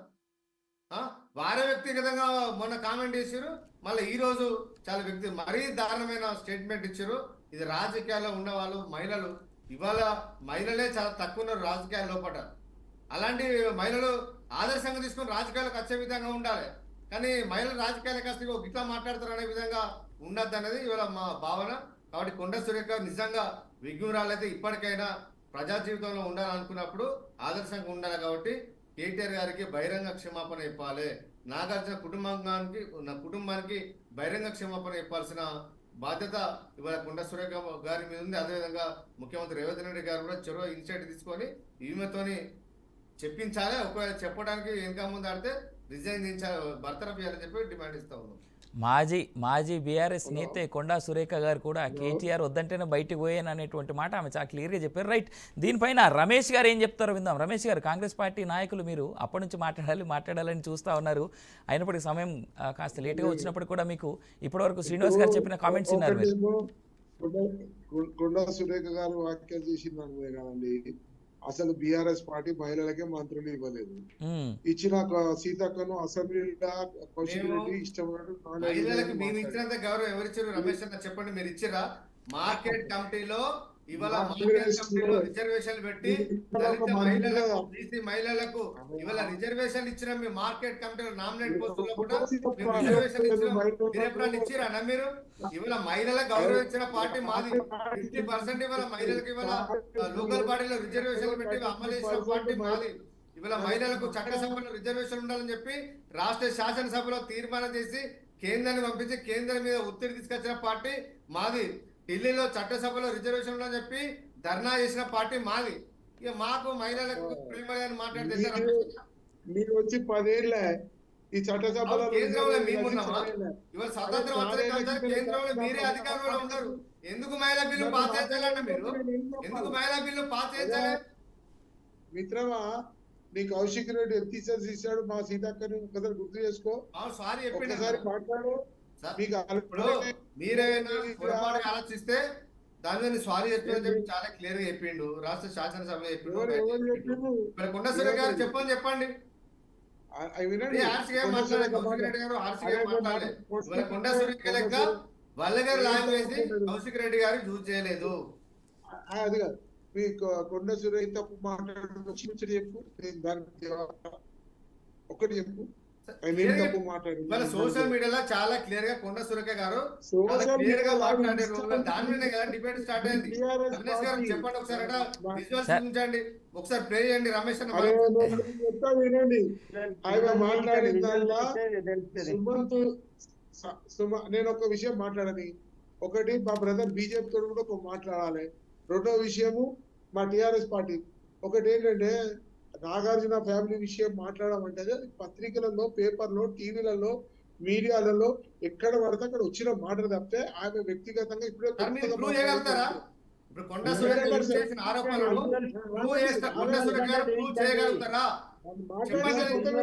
ఒక మహిళ ఇద్దరు నాగార్జున సమంత నాగ చైతన్య విడిపోయడానికి కేటీఆర్ గారి కారణం ఎట్లా మాట్లాడతారండి?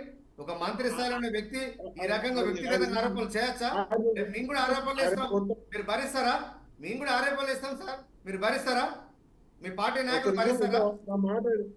ఆమె వ్యక్తిగతంగా ప్రిపేర్ అయ్యి మాట్లాడింది కాదు, ఆమె పేపర్ లో ప్రిపేర్ చేయించారు. కరెక్ట్ అన్న, మీరు కరెక్టే మాట్లాడతారు. మాట్లాడలే కానీ ఆమె ప్రిపేర్ చేయించి మాట్లాడించారు. ఎవరు మాట్లాడించారు చెప్పండి, బయట పెట్టండి. ఎవరు మాట్లాడించారు?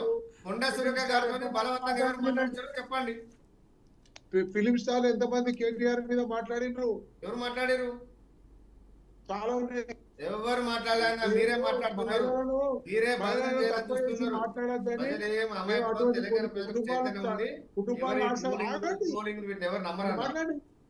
కుటుంబాలు నాశనం అయితే ఒక విభేదాలు వస్తాయని మేము మాట్లాడతాను.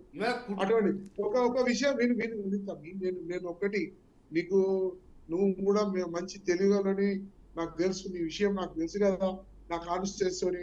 నేను ఒకటే విషయం మాట్లాడుతున్నా. ఈ రోజు మనం మాట్లాడే తీరు కేవలము పేపరు, పత్రికా ముఖంగా వచ్చి టీవీలో మాట్లాడి, లేకుంటే మీడియా సంస్థల ద్వారా వచ్చినాయి మాట్లాడు. ఇలా ట్రోలింగ్ ద్వారా ఆమె మాట్లాడే ఒక దండేయడం అనేది ప్రియాంక గాంధీ కూడా వచ్చినప్పుడు అది ఆ విషయం లోపల ఆమెకు ఎంత బాధ అటువంటి మాటకు మాట్లాడు కడుపులకే వస్తాయి. ఒకప్పుడు చింపించి నువ్వు సారీ చెప్పండి ఇట్లా అనుడేమో తింటారు, మళ్ళీ అనడు అది ఒక విషయం పక్కకు పెట్టండి, దాని ఎక్కువ ఎక్స్పోజ్ నేను చెప్పేది దాన్ని ఆమె పాపం మానసికంగా కుంగి, ఎందుకంటే సీతక్క కూడా చాలా బాధపడ్డది. ఈ రోజు మాట ఒక మంత్రి స్థాయిలో ఉన్న ఒక మహిళనిగా సామాన్య మహిళలకు మీరు ఎట్లా మర్యాద ఇస్తారు నాకు తెలియదు, కానీ టిఆర్ఎస్ పార్టీ ఒక మంత్రిని కూడా గౌరవిస్తుందో ఏర్పడుతుంది అన్న. రమేష్ అన్న మీరు వీడియో ఉన్నారు, మీరు ఇవాళ చెప్తే ఒకసారి రమేష్ అన్నకు ఆ వీడియో పంపేయండి, ఇంటికైనా నేను భావిస్తున్నాను. అరే నేను సోనియా గాంధీ గారు ఏఐసిసి ప్రెసిడెంట్, ఢిల్లీలో కూడా ముఖ్యమంత్రులను చేసినాం. ఎక్కడెక్కడ నేను అనేది ఇంకొకటి, మా బీజేపీ వాళ్ళు ఒక మాట అలిగేషన్ పెట్టిండు. అదేంటంటే మేము బీజేపీ వాళ్ళము స్వచ్ఛంగా మేము బతికేటోళ్ళం, మాకు ఎలాంటి తప్పు లేదు, మేము ఏం తప్పులు చేయలేదని మనం. అదేంటంటే రాజకీయంగా ఇన్వాల్వ్మెంట్ అనేది బీజేపీ ద్వారానే వచ్చింది. ఆర్బీఐలో ఆర్బీఐలో ఇన్వాల్వ్మెంట్ అయింది, అందులో ఉన్న తర్వాత ఎలక్షన్ కమిషన్ లో కూడా ఇన్వాల్వ్ అయి ఉన్నారు. తర్వాత అంటే రమేష్ గారు మీ మాట ప్రకారం ఇవాళ ఉన్నటువంటి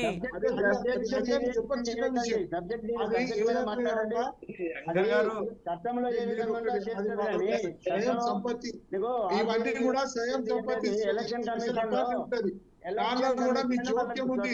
మీ జోక్యం ద్వారానే ఈ దేశ పరిస్థితి ఇట్లయింది. ఎన్నికల విషయంలో కానీ, ఈ రోజు రద్దు విషయంలో కానీ, ఈ రోజు మిలిటరీ డిఫెన్స్ విషయంలో కానీ, వాళ్ళకు ప్రత్యేక నేను వాళ్ళకు ఒక ప్రత్యేక పవర్ ఉంటది. వాళ్ళ దానిలో ఇన్వాల్వ్ అయింది ఒక బీజేపీ, వేరే ఏ పార్టీ ఇప్పటి వరకు కేంద్రంలో ఇన్వాల్వ్ కాలేదు. మీరు ఇన్వాల్వ్ కావాలని ఎక్కడంటారు? మీ ఇష్టం ఉన్న దగ్గర ఇన్వాల్వ్ అవుతారు.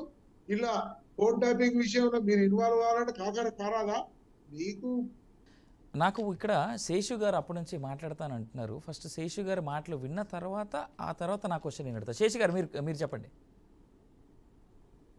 ఇప్పుడు తెలంగాణ రాష్ట్ర శాసనసభలో ఎన్నికలు అయిపోయిన తర్వాత బీఆర్ఎస్ పార్టీ ఓడిపోయిన తర్వాత కేటీ రామారావు గారు ఒక కీలకమైన వ్యాఖ్య చేశారు. అది అందరికీ గుర్తుండే ఉంటుంది. మేము కాంగ్రెస్ పార్టీ లెక్క 32 యూట్యూబ్ ఛానల్లో బదులు 32 మెడికల్ కాలేజీలు పెట్టాం, 32 మెడికల్ కాలేజీల బదులుగా 32 యూట్యూబ్ ఛానల్ కనుక పెట్టుకొని ఉంటే మేము కూడా గెలిచే వాళ్ళమే అనేటటువంటి ఒక కామెంట్ చేశారు. బహుశా దాంట్లో అయ్యా అదే నేను అదే చెప్తున్నాను గెల్లు. కేటీఆర్ చెప్పిందే నేను చెప్తున్నాను. బహుశా దాంట్లో భాగంగానే సోషల్ మీడియాని బీఆర్ఎస్ పార్టీ విస్తృతం చేసినట్లుగా కనపడుతుంది ఓడిపోయిన తర్వాత. ఆ అఫీషియల్ వెబ్సైట్స్ నుండే నువ్వు మాట్లాడినావు కదా, అఫీషియల్ వెబ్సైట్స్ నుండే కొండా సురేఖకు మీద ట్రోలింగ్స్ జరిగాయి, మెదక్లో జరిగినటువంటి సంఘటన పైన అనేటటువంటి విషయం పైన రఘునందన్ గారు కూడా చూపించారు. అఫీషియల్ వెబ్సైట్స్ నుండే వాళ్ళ వెబ్సైట్స్ నుండే వస్తున్నాయి కాబట్టి ఇది వాళ్ళ పార్టీ బాధ్యత తీసుకోవాల్సినటువంటి అవసరం ఉంది అనేది. ఆ ట్రోలింగ్స్ పైన కొండా సురేఖ గారు తీవ్రంగా భావోద్వేగానికి గురయ్యారు. ఎందుకనంటే అది ఒక స్థాయిని మించి ఆ ట్రోలింగ్స్ జరిగాయి. కాబట్టే ఒక మహిళగా, ఒక గృహిణిగా, ఒక భార్యగా తను ఆ స్థాయిలో రియాక్ట్ అయినటువంటి క్రమంలో నా మీద జరిగినటువంటి ఈ ట్రోలింగ్స్ కి కేటీఆర్ఏ ప్రధాన కారణమని తను నమ్ముతున్నారు. బట్ వాస్తవాలు ఎట్లా ఉన్నప్పటికీ కూడా తను ఒక మంత్రిగా, ఒక మహిళగా తను నమ్ముతున్నది ఏంటి అనంటే ఈ ట్రోలింగ్స్ కి బాధ్యుడు కేటీ రామారావు గారే. కేటీ రామారావు గారికి తెలిసే ఈ విధమైనటువంటి ట్రోలింగ్స్ నా పైన జరిగాయి అనేటటువంటి ఒక అభిప్రాయానికి తను వచ్చింది కాబట్టి ఎక్స్ట్రీమ్ క్రిటిసైజ్ చేశారు, ఎక్స్ట్రీమ్ విమర్శలు మీడియా సాక్షిగా చేశారు. కేటీఆర్ మన సినిమా హీరోయిన్లకు డ్రగ్స్ అలవాటు చేశారు, కేటీఆర్ వల్లనే సినిమా హీరోయిన్ ఒక హీరోయిన్ విడాకులు తీసుకుంది అనేటటువంటి వరకు వ్యాఖ్యలు చేసుంటే బాగుండేదే. కానీ తను ఇంకా లోతుగా వెళ్ళి అది సమంత, అక్కినేని నాగ చైతన్య విడాకులు, దానికి కారణం నాగార్జున, ఎన్ కన్వెన్షన్ అనేటటువంటి ఒక డీటెయిల్ స్టోరీని చెప్పేటటువంటి క్రమంలో అటు ఆ కుటుంబం పైన నిందపడటము, ఆ కుటుంబం బాధపడటము, తర్వాత సినిమా ఇండస్ట్రీలో ఉన్నటువంటి మహిళలను కించపరిచేటటువంటి అవకాశాలు దొరలటం, ఇది వాంటెడ్ గా కొండా సురేఖ గారు చేసింది కాదు.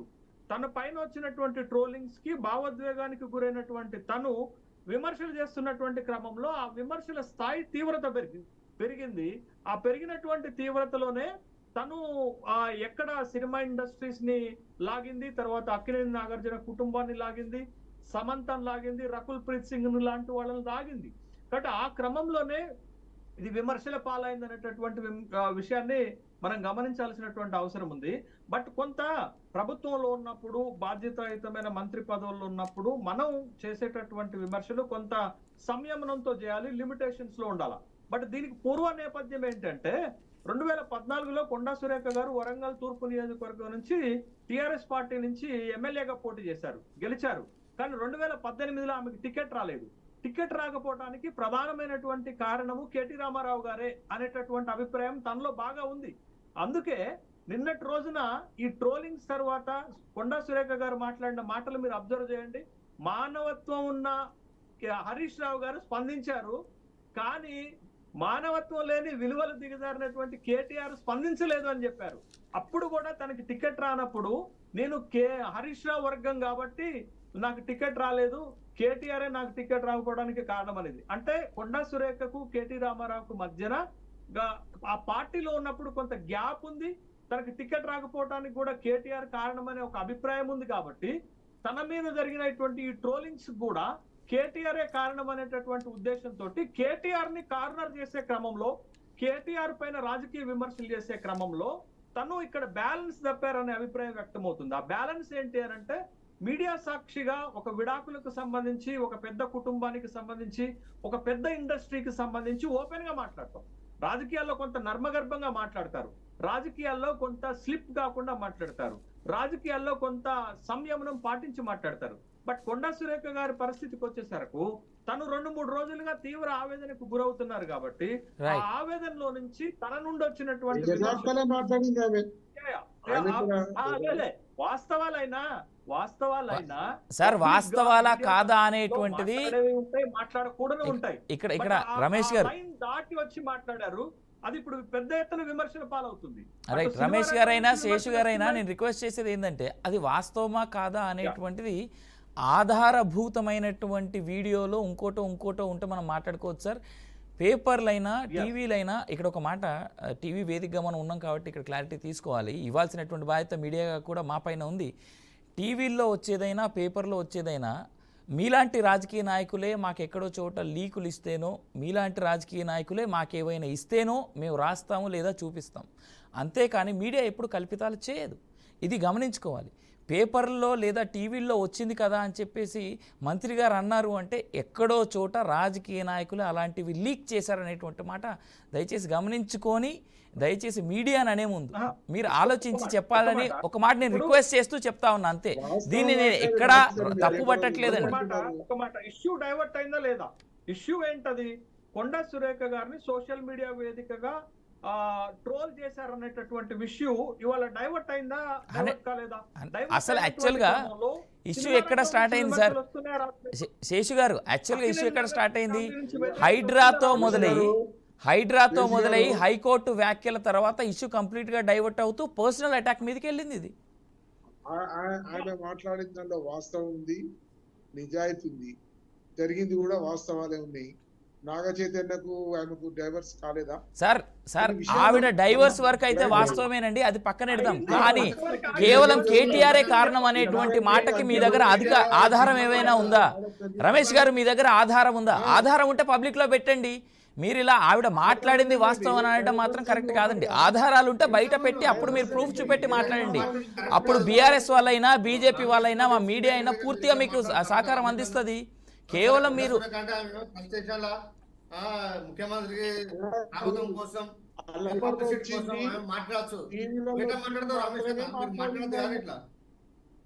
అట్లా మాట్లాడు కాదండి. యథార్థాలు జరిగిన కొన్ని వాస్తవాలు అవి పాలించి వాళ్ళే వాలంటరీగా చెప్పుకునే విషయాన్ని ఏం వాస్తవాలు చెప్పండి.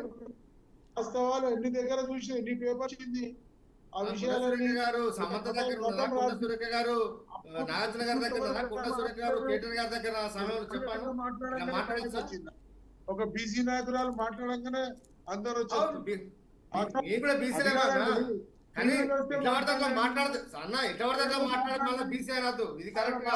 సార్ బీసీ నాయకురాలు వచ్చిందంటే నేను ఒక ప్రశ్న అడుగుతా కాంగ్రెస్ రమేష్ గారిని.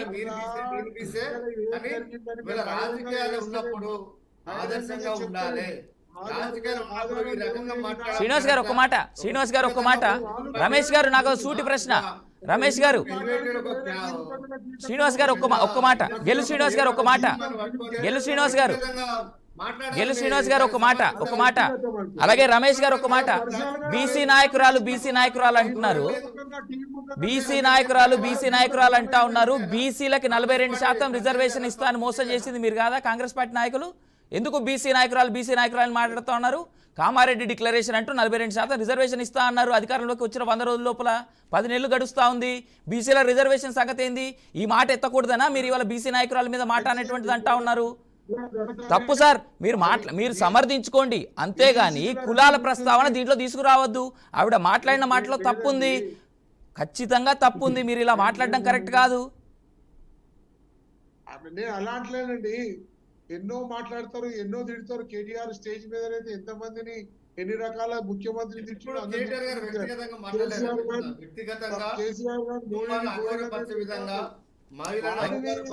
రైట్ రమేష్ గారు ఒక మాట. రమేష్ గారు అలాగే శ్రీనివాస్ గారు, మనం ఒకసారి రామచంద్రయ్య గారి మాటలు కూడా విందాం. రామచంద్రయ్య గారు, ఇందాక బ్రేక్కి ముందు ఇంట్రెస్టింగ్గా రమేష్ గారు ఒక స్టేట్మెంట్ అన్నారు. సుమోటోగా బీజేపీ ఎంటర్ అవ్వచ్చు ఎలాంటి కేసులైనా, ఎందుకంటే కేంద్రంలో అధికారులు ఉన్నది వాళ్ళే కాబట్టి కేంద్రం పరిధిలో వచ్చేటువంటి కొన్ని సంస్థలు ఫోన్ ట్యాపింగ్ అంశాన్ని చాలా సీరియస్గా తీసుకోవచ్చు అనేటువంటి మాట అన్నారు. దీనిపైన మీ స్పందన ఏంటి? రమేష్ అన్నకు 60 ఏళ్ళ అనుభవం ఉన్నది. కాంగ్రెస్ గవర్నమెంట్ 60 సంవత్సరాలు పరిపాలించింది. వాళ్ళకి పెద్ద అనుభవం, వాళ్ళు యువతలను అదే విధంగా అంటే ఇట్లాంటి ఆలోచనలు బీజేపీకి ఉండవు. వీళ్ళు చేసిన అన్ని కూడా మన మీద అభియోగాలు మోపడానికి. కానీ నువ్వు 60 సంవత్సరాలు అదే పని చేసినవా రమేష్ అన్న? మీ పార్టీ 60 సంవత్సరాలు చేతులు పెట్టుకొని అందుకనే 60 సంవత్సరాలు నువ్వు వచ్చినవా? సరే, ఏ మాట ఆ వర్డ్ బ్యాక్ తీసుకో, కానీ అట్లాంటి ఆలోచనలు ఉండవు. చట్టం అనేది ఉంటుంది. ఇప్పుడు సరే, అదొక భాగం. నువ్వు ఏంటన్నా కూడా కోర్టు చేసే పని కోర్టు చేయాలి. చట్టం చేసేది చట్టం చేస్తుంది. ఏజెన్సీలు చేసేది దాని మీద కామెంట్ చేయాల్సిన అవసరం లేదు. కానీ ఇప్పుడు టాపిక్ ఏంటి? వ్యక్తులను అన్పార్లమెంట్ లాంగ్వేజ్ ఉపయోగించినటువంటి వ్యక్తులను ఎవరు కూడా సహించరు. జనరల్ గా ఏంటంటే ఈ అన్పార్లమెంట్ లాంగ్వేజ్ ఎప్పటి నుంచి స్టార్ట్ అయిందంటే టీఆర్ఎస్ గవర్నమెంట్ ఏర్పడి కానించే ఈ బూతుల పురాణాలు అనేది వచ్చింది. ఏ మాట కామాట అనుకుందాం కదా, మన డిబేట్ లో కూర్చున్నాం. బూత్ పురాణాలు నేర్పింది. ఒకప్పుడు ఏముంటే అరే పార్లమెంట్ అసెంబ్లీలో కానీ లేకపోతే బయట మైక్ల ముందు కానీ లేకపోతే బహిరంగ సభలో కానీ ఏదైనా అన్పార్లమెంట్ లాంగ్వేజ్ అంటే ఎమ్మటే వాళ్ళను ఏదో రకమైనటువంటి అది చేసేది, దాన్ని ఖండించేది. బూత్ పురాణాలు నేర్పిన తర్వాత ఇంకొక నేను వ్యక్తిగత విమర్శలు నేను ఒకటి మాట్లాడతా. సరే, నేను ఉన్న మాట వ్యక్తిగత తగాదాలు చేయొద్దు. ఒకటి కేటీఆర్ గారు, నేను ప్యానెల్ మెంబర్స్ అందరిని రిక్వెస్ట్ చేసేది ఏంటంటే ఎంపీ గారు మాకు విజువల్స్ చూపించినప్పుడు కేటీఆర్ వాళ్ళ నిజంగా వాళ్ళ సంస్థ కాకపోతే ఎమ్మటే రెస్పాండ్ కావాలి కదా, ఎందుకు కాలేదు అనేది ఒక విమర్శ. అది వారి తప్పు. వాడు అక్కడ నిజంగా వాళ్ళది అవునా కాదా నాకు కూడా తెలియదు. కానీ మా ఎంపీ గారు అయితే చూపించింది కదా పలాని విజువల్ పలాని చూపించిన తర్వాత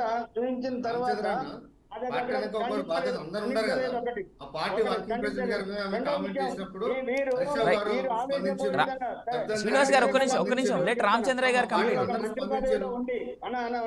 మంత్రి పదవిలో ఉండి, మంత్రి అంటే అందరికి పారదర్శకంగా ఉండాలి. ఏదైనా నువ్వు తిట్టాలంటే ఇండివిజువల్ గానే లేకపోతే ఇంటికి పోయి లేకపోతే మీడియా లేకముందు ఎక్కడో కూడా తిట్టాల్సిన అవసరం ఉండే. కానీ ఆవేశపూరితంగా మాట్లాడిన దాన్ని ఎవరు సహించరు.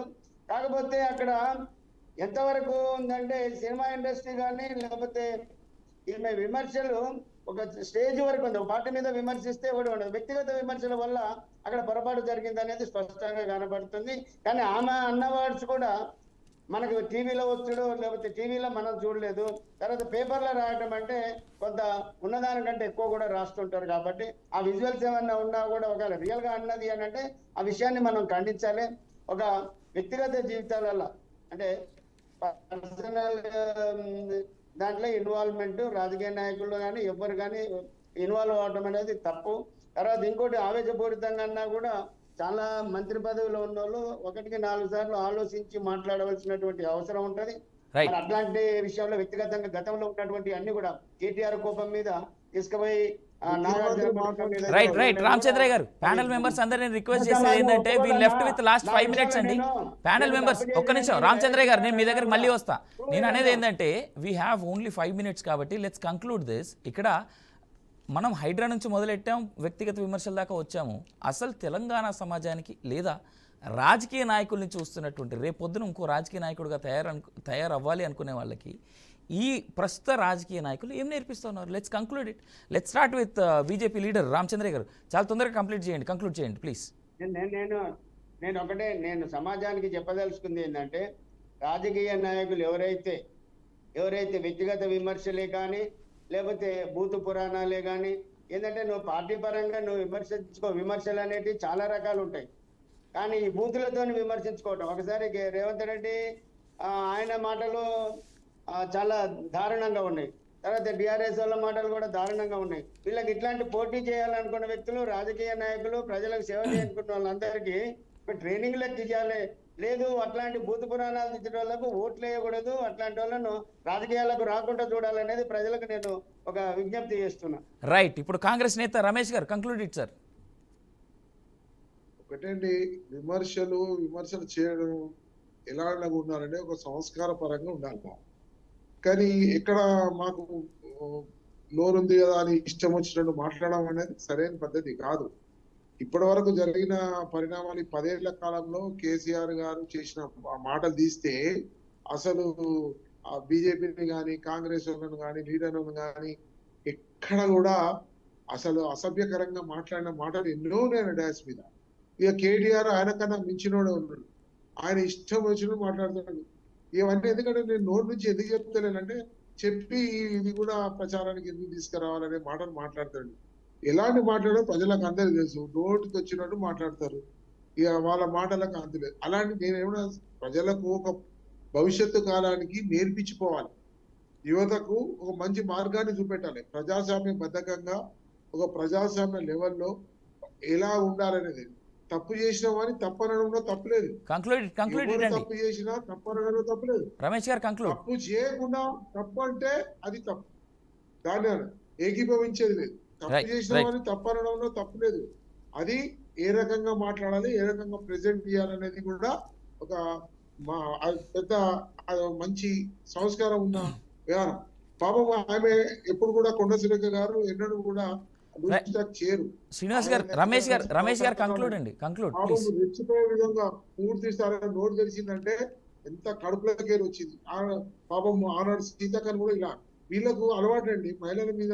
రమేష్ గారు కంక్లూడ్ అండి ప్లీజ్, టైం లేదు. చెప్పండి. నేను అనేది ఏంటంటే సమాజాన్ని సంస్కారవంతంగా తీర్చిదిద్దే పరిస్థితి ప్రజా నాయకులకు, ప్రభుత్వాల ఉన్న వాళ్ళకి ఉంటుంది. దాన్ని కాపాడుకుంటూ వెళ్ళడమే సమంజసమైన విషయం. అది ప్రజలందరి ఆమోద ముద్ర పొందుతుంది. కానీ మనం పబ్లిక్ ను సపోర్ట్ కొట్టించుకోవడానికి కోసము, పబ్లిక్ మీద రెచ్చిపోయి మాట్లాడడం కోసం ఇష్టం వచ్చినట్టు మాట్లాడడం అనేది కూడా చెప్పండి. Thank you. అలాగే గెలు శ్రీనివాస్ గారు కంక్లూడ్ ఇటండి. సార్, ఇప్పుడు రమేష్ అని అన్ని మాట్లాడుతుండు కానీ కొండ సురేఖ గారు మాట్లాడిన దానికి మాత్రం స్టేట్ గా మాత్రం ఆన్సర్ ఇవ్వట్లేదు. ఇవాళ ఒక మంత్రిగా పనిచేస్తున్న ఒక నాయకురాలు సభ్య సమాజం గమనిస్తా ఉంటారు. ఇవాళ వెనక తీసుకోవాలి రమేష్ అన్న. ఇవాళ మీ నాయకురాలు మంత్రి వెనక తీసుకోవాలి. ఎందుకంటే ఇవాళ కొన్ని కుటుంబాలు ఇవాళ బాధపెట్టే విధంగా వ్యక్తిగతంగా శ్రీనివాస్ గారికి రమేష్ గారికి రిక్వెస్ట్ చేసేది ఏంటంటే, చిన్న వయసులో నాయకురాలు కాదు, శ్రీనివాస్ గారు నాయకురాలు ఇలా ఈ విధంగా మాట్లాడేది శ్రీనివాస్ గారు నేను కంక్లూడ్ చేయమని అడిగా. తప్పులు చేసిన మాటలు కామెంట్స్ ఉంటే సవరించుకోవాలని చెప్పి మేము కోరుతా ఉన్నాం. రైట్, శేషి గారు కంక్లూడ్ రాజకీయాలలో విమర్శలు ప్రభుత్వ విధానాలపైన, ప్రజా వ్యతిరేక విధానాలపైన ఉండాలి. అదేవిధంగా అందరూ ఆమోదయోగ్యమైనటువంటి విమర్శలు చేయాల్సినటువంటి అవసరం ఉంటుంది. ప్రజల కేంద్రంగా విమర్శలు ఉంటే బాగుంటుంది అనేటటువంటిది. విమర్శలు చేసేటప్పుడు ప్రతిపక్షమైన అధికార పక్షమైన సంయమనంతో చేయాల్సినటువంటి అవసరం ఉంది. ఎవరైనా రాజకీయాల్లో విలువలను పెంపొందించేటటువంటి ప్రయత్నం చేయాలి తప్ప సోషల్ మీడియాలో హాట్ గా ఉండాలని, లేకపోతే మెయిన్ స్ట్రీమ్ మీడియాలో దాన్ని పెద్ద ఎత్తున 10 సార్లు చూపించాలని, ఈ తిట్ల పురాణంతో జరిగేటటువంటి విమర్శలను అయితే ప్రజలు అసహించుకుంటున్నారనే విషయాన్ని నాయకులు, పాలకులు, లేకపోతే ప్రతిపక్ష పార్టీలకు సంబంధించినటువంటి వాళ్ళు గమనించాల్సినటువంటి అవసరం ఉంది. బట్ ఇప్పుడు తెలంగాణ రాష్ట్రంలో ఎక్స్ట్రీమ్ గా క్రిటిసిజం వెళ్ళిపోతుంది. అది రాజకీయాలకు మంచిది కాదు, ప్రజలకు ఉపయోగకరం కాదు, రాష్ట్రం యొక్క విలువను కూడా తగ్గించేటటువంటి అవకాశం ఉంది. Right, true. Thank you so much. Thanks to all the panel members. Thanks అండి ఇవాళ మాతో పాటు ఈ డిబేట్లో జాయిన్ అయ్యేందుకు. ఫస్ట్ ఆఫ్ ఆల్ పేట రమేష్ కాంగ్రెస్ గారికి, అలాగే గెలు శ్రీనివాస్ గారికి బీఆర్ఎస్ నుంచి, అలాగే విశ్లేషకులు శేష్ గారికి, అలాగే కడియం రామచంద్రయ్య బీజేపీ లీడర్ కూడా అందరికీ థ్యాంక్స్ చెప్తా ఉన్నాం. ఒకటి మాత్రం వాస్తవం ఏంటంటే కంక్లూజన్ చాలా సింపుల్. వ్యక్తిగత విమర్శలకి ఎంత దూరంగా మనుషులు ఉంటే, ఎంత దూరంగా రాజకీయ నాయకులు ఉంటే అంత హుందాతనంగా రాజకీయాలు రాష్ట్రం కనిపిస్తుంది. హుందాగా ప్రవర్తించండి అని మాత్రమే రాజకీయ నాయకులకి రిక్వెస్ట్ చేస్తూ thank you so much for watching for the people.